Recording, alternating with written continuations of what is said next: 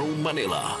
Ito ang Dzxl 558 Radyo Trabaho, ang inyong gabay sa hanap buhay.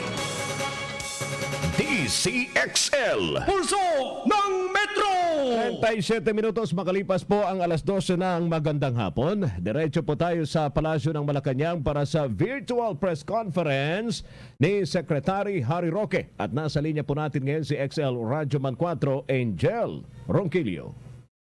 Yes, Radyoman Rod, nagpapatuloy nga itong virtual press ko ni Presidential Spokesperson Secretary Harry Roque. Kasama nga niya itong si DTI Secretary Mon Lopez at itong si Health Undersecretary Maria Rosario Vergere, kung saan sinasabi nga nito na out of 1,154 na samples na nasa UP Philippine Genome Center, 16 dito yung additional cases ng bagong variant ng COVID-19. So sumatotal ay nasa 17 na yung kaso ng bagong variant ng COVID-19 dito sa Pilipinas. 2 yung returning overseas Filipinos na mula sa Lebanon at 14 ang local cases. Isa dyan, yun nga, yung galing sa Dubai na nakatira sa Quezon City, 13 yung mula sa CAR, 12 dyan yung sa Bontoc Mountain Province, 11 sa Samoki at isa yung galing sa Bontoc at isa naman yung sa La Trinidad, Benguet. At sinabi pa ni Ayusek Vergere na yung sa ROF o yung returning overseas Filipino na galing sa Lebanon na nag-positive sa bagong variant ng COVID-19, pareho silang babae, 47 and 64 years old, nang galing sa Lebanon via PR8 661 noong December 29 at nakuha yung kanilang swab test noong December 29 at sila ay nagpositibo at isinailalim agad sa facility-based isolation. Yung isa nga dyan ay mula sa Leon, Iloilo at na-discharge sa isolation noong January 9 at ito ay isang asymptomatic. Habang yung isa naman ay taga Binangon na Rizal at ito ay patuloy pang sumasailalim sa isolation ng ating pamahalaan. So mga kasama, pakinggan pa rin natin ang nagpapatuloy na question and answer portion. Foreign businessmen workers na may valid visa, can they enter in the Philippines?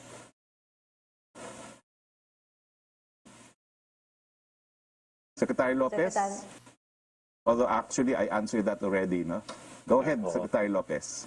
Oo, just in addition lang sa in-explain ni Secretary Harry, dito ho sa huling meeting din po ng IATF, sa pagkaalala ko ay makakapagbigay po ng exemption dun po sa talagang importante or kailangan sa business, hihingi lang po ng exemption dun sa mga relevant agency at mabibigyan din sila ng permission to enter.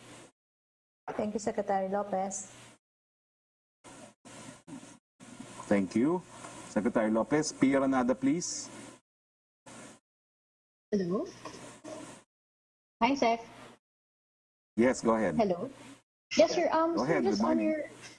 you said earlier, sir, that the President promised yung families po ng soldiers na namatay dun sa plane crash a vaccine. Sir, we express condolences to these families, but is this tantamount with families skipping the line? And what happened to the government prioritization if the President were to continue doing this, giving vaccines to whoever he wants? Well, I think hindi naman po nababago, no? Ang in-expand lang niya ay kasama yung mga kapamilya ng mga kasundaluhan. And that's out of recognition on the part of the President na talagang importante po ang papel na ginagalawan o ginagampan ng ating mga men in uniform because theirs is the maintenance of peace and order in our society. So, sir, just to clarify, he wasn't referring to just the families of the soldiers who died in the plane crash, but to all families of all soldiers in the Philippines. I believe that is what the President said, no? As to how this will be implemented, it will still be up to the IATF. Is there an idea of where in the prioritization sila? Kasi sir, di ba 5th yung uniformed personnel, so does that make them the 6th in line? Hindi ko pa po sigurado, no? But as I said, I leave that to the IATF to operationalize. No? Pero wag naman po kayo mag-alala kasi sa ating initial list, 24 million ang ating babakunahan. No? If at all, siguro madadagdagan po ito ng mga 2 million if there are 3 members of family of the men in uniform. No? At sobra-sobra naman po yung inaasahan na nating dadating na bakuna by the second or third quarter of the year. And sir, what does it say in the process of prioritization if the president can just say in a speech that, oh, I want to give these families a vaccine, and yet wala namang meeting by the IATF? I mean, final na ba yun just because the president says so? Or does the IATF have to discuss it and then mapaprioritize? The IATF, executive power is well defined under the Constitution, Pia. No? And of course, the IATF is advisory in nature. They recommend to the president, but the IATF's decisions are in fact implemented because of the president's actions and pronouncements. So sir, does the IATF agree that families of soldiers who, many of them may not have comorbidities, many of them may not be elderly or even in poverty, do they deserve more prioritization, say, than people who have comorbidities or others?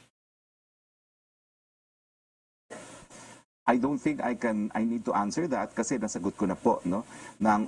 It is IATF that will operationalize what the president said. So antayin po muna natin ang sasabihin ng IATF.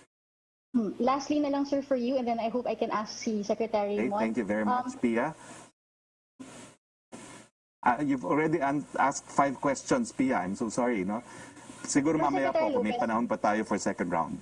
But back to you, Secretary, please. Yes, thank you, Secretary Roque. A question from Rose Novenario of Hataw. For Secretary Roque and Secretary Lopez, ano daw po ang mga hakbang na gagawin ng gobyerno upang maibsan ang kalbaryo ng publiko sa tataas na presyo ng mga bilihin? May napanagot na bang mga mapagsamantalang kapitalista? Well, dalawa po yung sangay na ating gobyerno na nagpapatupad po ng mga hakbang na ginagawa ng gobyerno para mapababa ang mga presyo ng bilihin. Sa pagdating po sa pagkain, ang DA po, nung huling pag-briefing natin, napakahaba po ng mga gagawin nila. Kasama na po dyan yung pagmamonitor at pagpapa-implement ng suggested retail price, yung pag-aangkat ng mga lalong-lalo na ng baboy galing po sa Visayas at Mindanao, yung papalawig po nung tinatawag nating importations covered by MVP, yung mga kadiwa centers, yan po ilan sa mga hakbang na gagawin. But perhaps, Yusek Lopez, on the part of your department, ano po yung mga hakbang na gagawin nyo para mapababa ang presyo ng mga bilihin? Tama, if I may add, Sec Harry, tama po yun. Ang importante ho kasi this is really a matter of supply and demand pagdating ho sa mga agricultural products covered by DA. So it's really important na talagang madagdagan yung supply na nasa market, nasa palengke po, no? Kaya ho ang DA as reported ay marami pong mga hakbangin para talagang madagdagan yung supply. Lalo na itong produkto ng hogs or pork products na talagang nagkulang dahil nga po sa sakit ng ASF na last year pa at nung isang taon pa nagsimula na. At nabalitaan ninyo yung pag-increase ng importation plans nila para lang makadagdag sa supply locally. At ganoon din po yung mga tinamaan ng bagyo na apektuhan din yung supply. Maliban dyan, ang nagkasunduan po ang DA, DTI magtutulungan sa pag-monitor ng presyo at kasama rin po ang MMDA, lalo na dito po sa Metro Manila rin, ang mga Metro Manila mayors, na magtulungan pagdating ho sa pag-monitor at pakikipag-usap doon sa supply chain nitong mga nasa palengke na produkto. In other words, kakausapin po dyan ay yung mga nasa market master, yung namamahala ng mga bawat palengke, yung mga biyahero na nagpapasok ng produkto, at yung mga nagsusupply naman mula sa farm gate. Pati kasama na yung traders in between. So, isa rin pong palalakasin yung Local Price Coordinating Council sa pamamagitan po nung itong mga DA, DTI at mga LGUs, kasama po ang DILG. Another move po is that we will in fact, have a meeting later on yung Economic Intelligence Group din para ho makasama rin natin ng mga ibang sangay ng gobyerno that can really look beyond yung what we see in the market. In other words, intelligence work when it comes to the activities between the farm gate at saka yung sa palengke, yung mga traders in between, yung warehouse, yung mga nag-iimbak dyan, na mga nagpipigil ng supply para tumaas ang presyo, yan po ang susunod na pagtutuunan ng pansin. Opo. Question from Evelyn Salamat, Quiroz. Yusek. Salamat, Secretary Lopez. Next question, please. From Secretary Roque, from Evelyn Quiroz of Filipino Mirror. For Secretary Roque, you were quoted to have said that if you could choose, you would get vaccinated with the vaccines developed by Chinese firms. Would you care to expound on your preference? Personal na decision lang po yan, no? Kasi nakausap na po natin si Dr. Lulu Bravo. Nakausap na natin si Dr. Solante. Ang sabi po nila, as far as the platform is concerned, yung inactivated daw po, yung patay na virus ay ginagamit na for the past 260 years. No? So sa tingin ko po, I would feel comfortable na yung platform na ginagamit ng ibabakuna sa akin ay tried and tested for 260 years. Pero ulitin ko po, lahat ng bakuna na mabibigyan ng EUA, meron pong opinyon, hindi lang po isa, hindi lang dalawa, kundi tatlong mga grupo na ekspertong nagsasabi, ligtas yan at epektibo. Question for Secretary Ramon Lopez from Evelyn Quiroz pa rin po. The Department of Trade and Industry said it would push for a shift to the more relaxed modified general community quarantine or MGCQ for Metro Manila by February if the trend in COVID-19 cases improves. Given the rising numbers of COVID cases, are you still recommending a shift from a GCQ to MGCQ? Sinabi naman po natin na titingnan natin yung mga numero. Yan naman hong pag-change ng classification, nababase naman sa mga data na nire-review po ng IATF. At sinabi ko po na kung gaganda, patuloy na pagganda, kasi kung titingnan natin yung comparison, hindi lamang nung itong December, January, kung hindi compared to where we came from, no? Yung 4,000 a day, ngayon ay kung nagto-2,000 tayo or even below 2,000 a day, dapat i-consider natin yung unti-unting pagbubukas. Subalit kung akong tatanungin nyo rin, even at GCQ at tayo naman ay nagluluwag sa merkado, yung sinabi nating easing of age restriction, at yung mga sektor naman inaalaw natin mag-operate, I think ko po ay nakakatulong na rin po sa ekonomiya yon. Makakatulong din po yan sa pagbangon ng ating ekonomiya. Ang importante po talaga ngayon, risk management. Yung mag-aalaw tayo ng konting risk pero kalkulado. At kung based on trending naman na explain natin kanina, sa pag-reopen natin nung nakaraan na taon, ay bumababa yung COVID cases generally speaking from August to December. Ibig sabihin, we're doing the right thing. Nandyan po yung tamang formula natin na dahan-dahang pagbubukas para talagang unti-unting magbalik ang ating sigla ng ating ekonomiya na napakalakas po dati. So yun po yung, at saka tayo po sa IATF, ayaw naman nating magkaroon ng surge at unang-una rin po tayo, may mga systems alert tayo na pagka may surge ay talagang pwede naman nating baguhin yung restriction level. Kaya ayaw rin naman nating magkaroon ng surge na magkakaroon ng malawakang lockdown. I think yung granular lockdown na approach natin is really working for us at generally working on continuous easing of restriction.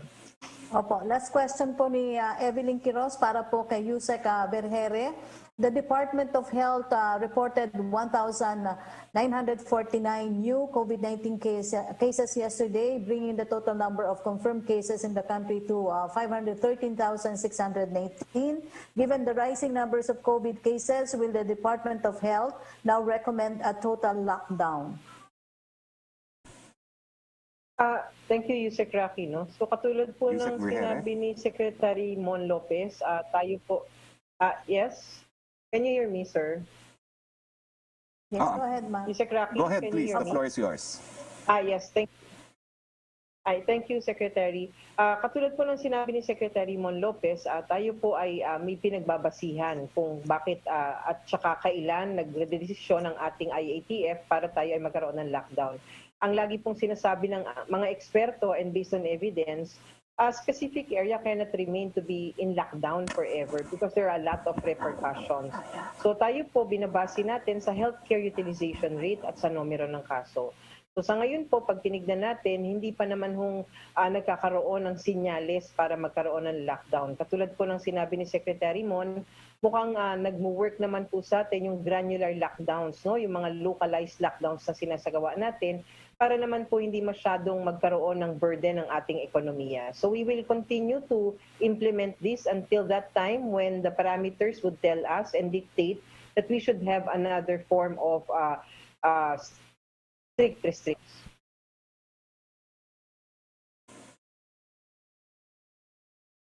Okay, thank you very much, Yusek Reheren, Yusek Raki. Puntahan na naman natin ngayon si Joseph Morong of GMA.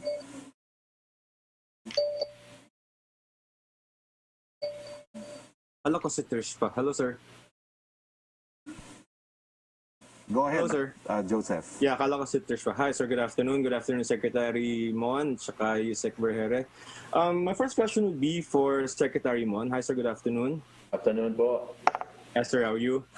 Good. Sir, yun pong, in the past, no, when you were discussing reopening the economy, you always said that yung center of activity, I think Secretary Dominguez also mentioned, yung center of activity natin, economic activity would be NCR and Calabarzon. Yun po bang pagre-relax ng age restrictions, mas makakatulong in reopening the economy sa NCR at saka sa Calabarzon? Meaning, kaya ba yan, sir, sa NCR and Calabarzon? We'll have to talk to the LGUs. Magkakaroon din kami ng meeting to explain itong move na to. Dahil dito ho sa ginawang polisiya ng IATF is yung pagbaba ng age restriction to 10 years old is only for the MGCQ areas. Pero may statement po tayo doon na we allow the LGUs to determine yung age na kakayanin nilang ibaba, iluwagan, base sa COVID situation ng kanilang mga lugar. Subalit ang ating advice nga po is that unti-unting i-consider talaga itong pagre-relax dahil lalo na in the areas na under GCQ nga ang NCR at ibang probinsya sa Region 4A na they account for almost siguro 30 to 50% of the economy rin, kahit konting lugar lang ito, no? Kaya ho napaka-importante rin na pati dito ay medyo luwagan ng konti. You know, sabi ko nga last year we were doing it right Parang yung unti-unting pagre-relax na as long as compliant ang taong bayan. Kahit anong age yan, kahit anong community classification to meet. Ano po yan? Safe po, unti-unting lumalabas, safe po, basta ho mag-comply dyan. So at saka walang physical distancing.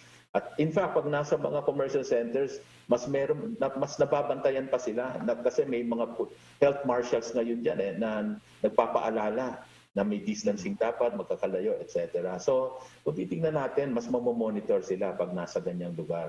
No? So kaya ho talagang dapat i-consider naman itong mga ganitong pagluluwag dahil kung gumaganda naman yung numero natin. So yun naman ang sa atin diyan para talagang progressive din tayo at makabangon kaagad. Sir, in other words, if it were up to the DTI, you'd want the Metro Manila mayors to also relax their age restrictions? Ay, opo. Siyempre po. Of course, at saka yung mindset po na talagang, and talking to the mayor, sila rin po may mindset na sinasabi nila, gusto rin nilang makabangon ekonomiya dahil tumatama rin sa kanila to in terms of tax revenues ng mga businesses doon sa kanilang mga lugar. So ngayon, nararamdaman po nila na napakaliit ng revenues dahil nga po sa maraming nagsara at mga nag-lockdown. So hindi naman talaga uubra na hindi na tayo gagalaw dito. Kaya ho talagang unti-unti ho talagang pinag-aaralan naman yan. At nag-closely and jointly ho tayo dyan, working with the LGUs lalo na po dito sa mga Metro Manila mayors na ka-meeting ho natin madalas.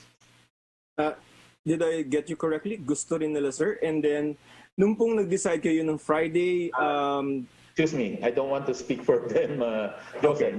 I'm not saying na gusto rin nila. Ang sinasabi ko, in mindset din po, ay gusto rin nilang magkaroon ng economic recovery.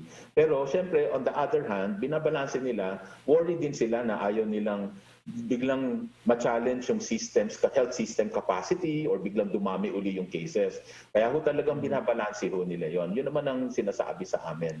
Hindi naman po sila na against sa easing restriction per se, no? Mga gusto lang ho talaga nilang mag-ingat. Sir, nung nag-decide kayo ng Friday, yung UK variant is already found in the Philippines, hindi po ba tayo nag-worry about it?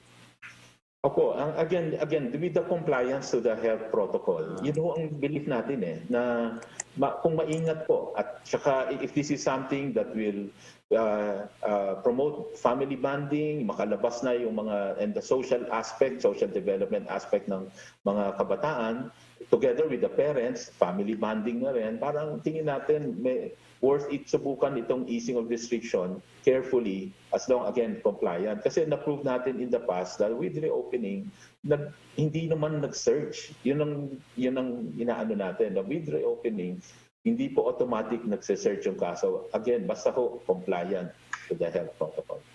Alright. Sir, can I go to you, Sec Vergere, please? Ma'am, pasensya na medyo compound question, no? Given the characteristics po of the UK variant, we have cases as far north as Bundok and then as far south as probably Calamba. Ang ibig po ba niyang sabihin ay kumakalat yung UK variant sa ating bansa at hindi ano pong magiging epekto niyan given the characteristics of the UK variant pag pinalabas po natin yung 10 to 15 na population? And if you can mention, Secretary Lopez, Sec Vergere, ilan ba yung 10 to 15 na yan in terms of population number? Well, at first, I'd like to say na wala tayong definite ngayon. Katulad ng sinasabi namin, pinag-aaralan natin maigi. Kung matatandaan po natin, ito pong huling batch ng samples natin were mostly coming from the Cordillera Administrative Region because initially we did convenience sampling. It was not really getting from all regions, but only those who were able to submit to us. And fortunately enough, the Cordillera Administrative Region through Baguio Medical Center, they have this biobanking. So their old specimens who were positive were also sent to us. That's why we were able to detect this positive individuals for the variant. So it doesn't really say na we cannot say that it is already conclusive that the variants are here and existing just because we got one from the south and from the north. We still need further evidence, and that is what we are going to get because for this coming run, we were able to get samples across the region. So we will be able to determine if really, based from how we have collected these specimens now, which is more rational and equally distributed, we will see if there are existing variants across the country. Now, how it's going to affect, actually, when we talk about the variants, wala po siyang pinipili na age. Wala rin pong nabago sa kanyang mode of transmission. Although we know that the younger age group are part of the vulnerable group. And we also know that 3 of these 12 who were affected by the variant in Bontoc province were of the younger age group. And so yun lang po, kailangan lagi tayong may caution when we talk about children. So we are trying to encourage local governments and of course our public na kailangan talaga po yung compliance to minimum public health standards. And if this is just really for the MGCQ areas, but for the higher risk classification naman po, pag-uusapan pa ng local chief executives if appropriate sa kanilang area or not. Again, we go back to the authority of local governments to implement these kind of protocols. But from a management perspective, ma'am, hindi ba tayo mahihirapan na i-control yung pandemic if we have more people outside, especially in GCQ areas? Well, that is the case, no? Kasama yan sa mga factors na laging tinitignan. Pag-uusapan po yan sa IATF. But again, we say that IATF core principles would be deliberating on this based from the evidences at hand. So, antayin po natin ang pag-uusap ng IATF. Right. Bayanihan laban sa COVID-19. DZXL 558 Radyo Trabaho Special Coverage.